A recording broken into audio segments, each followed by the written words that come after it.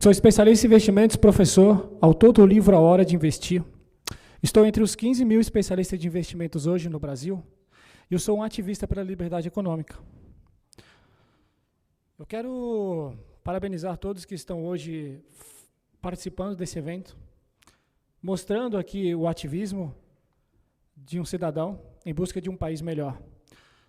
E eu vou começar a minha palestra de 8 minutos falando sobre um tema importante, que é a economia, que é o tema que eu mais vivo e tenho lutado pela melhoria. O Brasil está passando por uma mudança que é o seguinte: a gente está saindo de o Estado que dirigia a economia, o mercado, principalmente o mercado, para agora o mercado vai dirigir a economia do Brasil. A gente está tirando do Estado e passando para o povo. Quem decide é quem está no mercado, não o Estado, que é o chamado Estado mínimo. E vocês podem ver que a equipe econômica está fazendo um excelente trabalho. Apanhando dia e noite, indo lá, não, vamos passar, vamos aprovar. Claro que vão criticar sempre o Ministério da Economia porque não vão conseguir aprovar tudo, são muitas pautas. Mas então o Brasil começa a sair de uma América Latina, onde o Estado domina o mercado, onde você tem os oligopólios, as grandes corporações da indústria, do ferro, do aço, do café, dos bancos, que vão lá até o parlamento, com seus parlamentares queridos, e fazem o chamado lobby, para aprovar as pautas que eles tanto querem, para manter poucas empresas dominando o mercado. E a gente quer empreender, você quer abrir uma empresa, é muito mais difícil. Então, a Lei de Liberdade Econômica, que foi, em 2019, assinada, a Lei 13.847, ela trouxe uma facilidade para você abrir empresa no Brasil. Ela trouxe uma agilidade para você contratar. E esse passo foi muito importante. Ali você deu um marco importantíssimo da liberdade econômica do Brasil.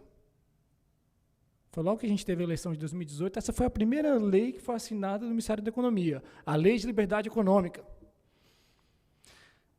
Só que hoje a gente ainda tem, nos diversos setores, se a gente for ver mineração, petróleo, ou é monopólio ou é oligopólio. Bancos, que você tem uma concentração muito grande de poucas empresas. E se alguém está crescendo, alguém começa a fazer um bom negócio, a pessoa vai lá e compra. Aqui em São Paulo a gente vê muito isso no mercado financeiro, dos bancos.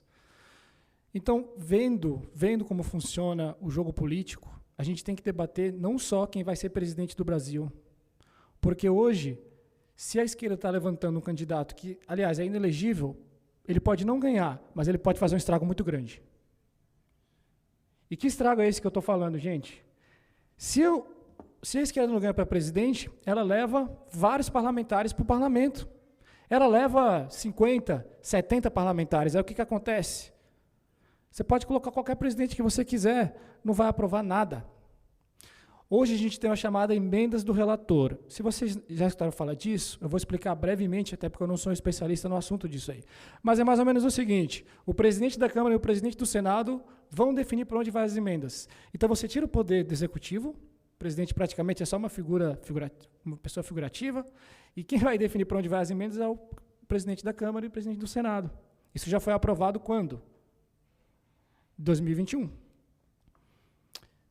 Agora a gente teve a federação dos partidos. Então, nos próximos 4 anos, o presidente, o poder executivo, ele vai ter pouca força para aprovar qualquer mudança de lei, qualquer mudança significativa. Tá? Porque tudo vai passar pelo Congresso e pelo Senado. E, claro, se a gente colocar lá parlamentares que vão continuar servindo a grandes corporações, que vai continuar servindo a interesses de quem financiou a campanha deles, não vai adiantar. Qualquer projeto de lei que for para beneficiar o cidadão, que for para beneficiar a liberdade econômica, que for para beneficiar a família, que for para beneficiar o bem comum, não vai aprovar. Então, acho que o debate é mais do que os ativistas hoje terem coragem, assim como vocês estão aqui, claro, de ocuparem espaço na Câmara e no Senado. Não adianta a gente colocar um deputado Luiz Felipe de Orleans Bragança, que é um excelente parlamentar, e ele sozinho, que até escreveu uma nova Constituição, ele sozinho tentar mudar o Brasil. Vai dar certo? Não vai. Então, a gente tem que fazer esse cálculo de quantos parlamentares a gente precisa colocar para aprovar as pautas importantes. Porque hoje até uma medida provisória que sai do Poder Executivo, ela já não sai quando ela passa pela Câmara e pelo Senado, ela é toda alterada. Ela passa por entra várias normas diferentes, e quando chega para o presidente assinar, já é outra medida provisória. Então, vocês vão ver daqui para frente o Poder Executivo perdendo força. E estão tentando implantar agora um sistema de governo diferente no Brasil. E esse vai ser o debate para os próximos anos.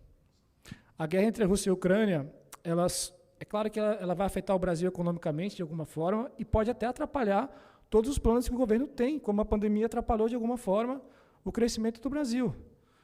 Mas, mais do que isso, se a gente muda o sistema de governo e coloca mais poder na Câmara e no Senado, você tem a federação dos partidos agora. O que isso está fazendo? Colocando sempre poder nas mãos dos caciques. Aí você tem fundo eleitoral de mais de 5 bilhões, fundo partidário, somado todos esses benefícios para os partidos. Imagina nós aqui, que vamos querer se candidatar para algum cargo político daqui a alguns anos. Qual a chance que a gente vai ter de combater com quem está com a máquina pública na mão? Através da internet, claro, através dos meios de comunicação, que a gente vai poder levar o conhecimento para as pessoas. Mas o problema é que não é todo mundo que está na internet. Se a gente for mesmo nas comunidades, são poucas pessoas que acessam, os youtubers, os blogueiros. E, então, essa é uma grande preocupação que eu tenho para o Brasil. O Brasil é um país maravilhoso. E ele está num momento muito próspero, onde todos os países da Europa, os países da Ásia vão passar por uma crise muito grande, por uma inflação muito grande. Aqui no Brasil, a gente vai ter o privilégio de já ter adiantado a taxa de juros para cima, de não vamos passar por uma crise tão grande, porque a gente tem hoje uma estrutura muito forte. Esse é o nosso momento do Brasil. Só que a gente tem que tomar muito cuidado com aquela velha política que vai querer agora tomar conta do país, independente de quem for o presidente, através do parlamento. E quem já pôde ir na Câmara Federal, no Senado, vai ver que é tudo combinado. Qualquer votação que tiver é combinado. Às vezes uma pessoa vai fazer uma bela campanha com uma ideologia muito grande, mas quando ela chegar na votação, o líder do partido, e lá da minoria, da maioria, já vai decidir junto com o Centrão qual a pauta que eles vão aprovar, defendendo sempre as grandes corporações, os grandes bancos. E a gente só vai mudar isso mudando o parlamento, ocupando espaço, e por isso que eu estou aqui, para colocar essa minha visão sobre o Brasil. Eu sou autor de um livro onde eu falo de finanças e de economia para o Brasil, que é um país maravilhoso, e que a gente precisa de algumas mudanças, por algumas mudanças. Então, eu quero agradecer pelo tempo, já vai dar quase 8 minutos aqui, abrir espaço para alguma pergunta, se vocês tiverem alguma pergunta, eu fico à disposição.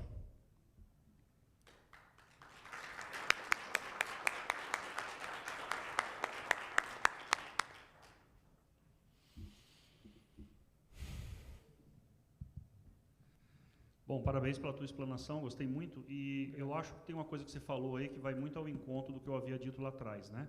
As pessoas colocam um nome fofinho, bonitinho, no nome de projeto de lei, aí todo mundo embarca no título e não lê o conteúdo nefasto que muitas vezes ele traz. E isso que você falou de que as coisas já chegam no Congresso de maneira pré-negociada ou negociada previamente, eu até tive uma experiência no passado, acho que muitos aqui talvez já tenham tido a oportunidade de frequentar os corredores do Congresso. Não só no passado, desde 2019 eu tenho frequentado Brasília, e uma coisa que eu aprendi lá é o seguinte: as coisas mais importantes que estão acontecendo em Brasília não acontecem no plenário, acontecem nas comissões. Né? Eu acho que a gente tem que monitorar muito mais de perto o que acontece nas comissões. A Comissão de Meio Ambiente e Desenvolvimento Sustentável, em especial, eu tenho acompanhado muito de perto, eu sou frequentador assíduo das reuniões que eles fazem, da documentação que eles apresentam, e aprendi muito frequentando lá também. Então, assim, se a gente começar a olhar o que acontece nas comissões, a gente pode impedir que muita coisa chegue pré-negociada dentro do plenário. Né? O plenário realmente é o que você falou, é simplesmente a formalização de uma negociação prévia. Tá?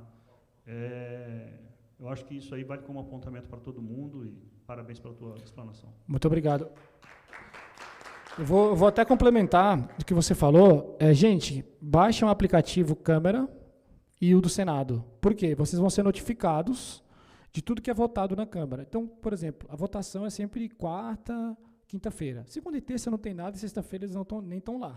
Então, 2 dias da semana é onde são votados. E as pautas que saem nos jornais não são as pautas importantes. O jornal passa, tipo, o que vai dar...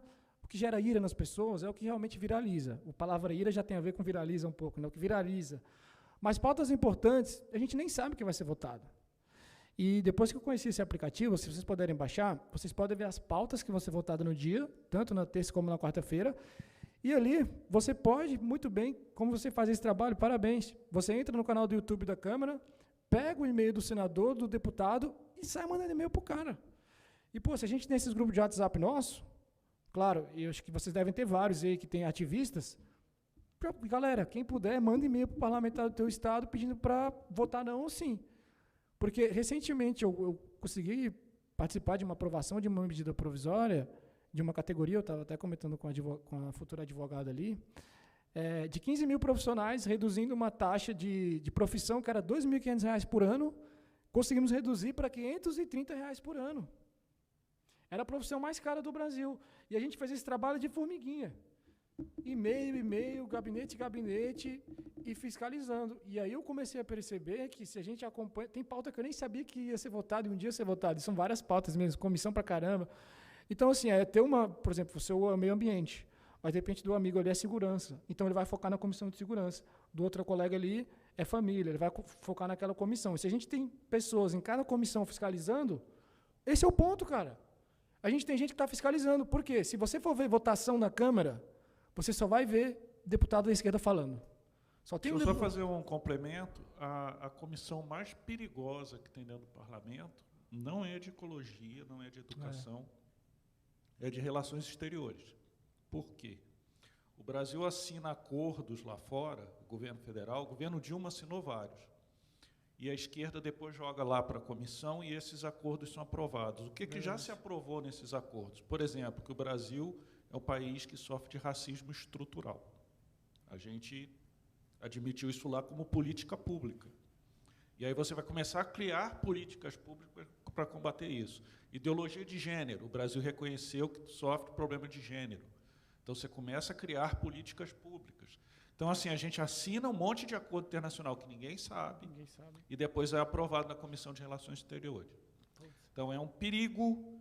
Eu, quando estava fazendo um acompanhamento desses acordos internacionais para o PTB, a gente identificou várias de 2013, 2012, coisa na área da agricultura, coisa na área de regulação, porque você cria você assina e aquilo ali te amarra a criar uma política pública. Isso é um perigo. Isso é um perigo. Eu achei muito importante a fala dele, precisei falar novamente. Será que, além da carta de intenções que fecha aqui esse evento, a gente não poderia propor o nascimento de um grupo de trabalho para poder formar pessoas que monitorem o que acontece dentro de cada comissão? Será que isso não poderia ser uma pauta a ser incluída nos trabalhos aqui do Desafora? Escreve e manda para a gente. Ok, perfeito. Obrigado. Tá, toda a pauta aqui. Salva de palmas, gente. Essa pauta... Amanhã a gente vai estar recebendo as pautas que vocês tragam por escrito que vocês vão propor para a gente amanhã, tá? Amiga.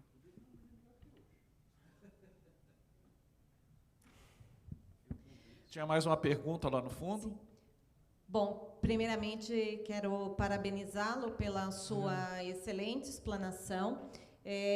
Eu queria só fazer duas observações, né? O poder que nós temos, ele é excepcional.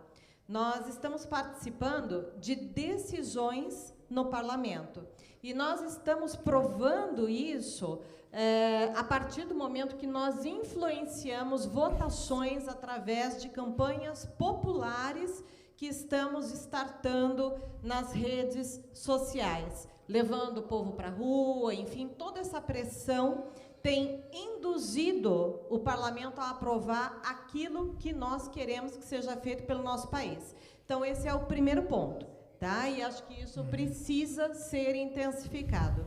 O segundo ponto é que este governo que nós temos hoje, e que eu confio plenamente, é um governo de reformas. Reformas estruturantes, fundamentais para o progresso do nosso país, não só como player global, ok? Mas como o país que vai garantir que cristãos e conservadores estejam seguros de tudo aquilo que está acontecendo ao redor do mundo. Então, assim como nós lutamos e fizemos campanha para aprovar a reforma da Previdência, é desejo, e posso dizer isto aqui porque não é sigiloso, é desejo do nosso presidente que nós comecemos a startar na mente, no inconsciente do nosso público, que nós precisamos aprovar a reforma administrativa. Este é o próximo passo, é o próximo desejo do presidente, tá? A reforma administrativa ela tem que acontecer antes da reforma tributária. Não faz sentido que seja inverso. Há muitas correntes de pensamento, muitos militantes, muitos influenciadores que querem tratar primeiro a reforma tributária, mas não faz o menor sentido. Então, nós precisamos trazer estes assuntos, essas pautas, trabalhar isso em profundidade e popularizar esses temas, né, para fora da nossa bolha, naquela linguagem que os nossos colegas painelistas já nos trouxeram. Nós temos que fazer com que todo este arcabouço teórico seja traduzido por profissionais brilhantes, como o senhor, que aí está no púlpito, né? E que vai trazer isso de uma forma mastigada, didática, para o grande público, de modo que a gente consiga impor as pautas que nós queremos, e não só impô-las para que elas entrem na pauta, mas para que elas sejam aprovadas, porque nós sabemos que é o único caminho para o nosso país. Muito obrigada.